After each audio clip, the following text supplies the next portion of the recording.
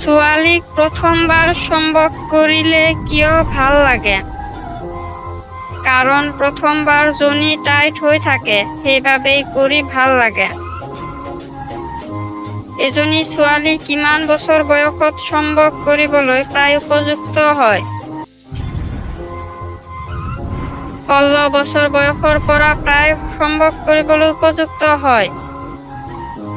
ছোৱালীৰ দুটা টিপিলে কি হয়? দুয়োটা কোমল হয় আৰু ভাল লগা হয়। ছোৱালীক কেনেকৈ কৰিলে বেছি ভাল লাগে? হালাই লৈ পিছফালৰ পৰা ঘপাঘপ মাৰিব লাগে। ছোৱালীক ধাপাত নি কেনেকৈ কৰিব লাগে? ওপৰত উঠি লৈ ঝটকা মাৰি মাৰি কৰিব লাগে। বোৱাৰীটোক ভাল লাগে কৰিব পাৰিলে ভাবে নেকি এনেকৈ?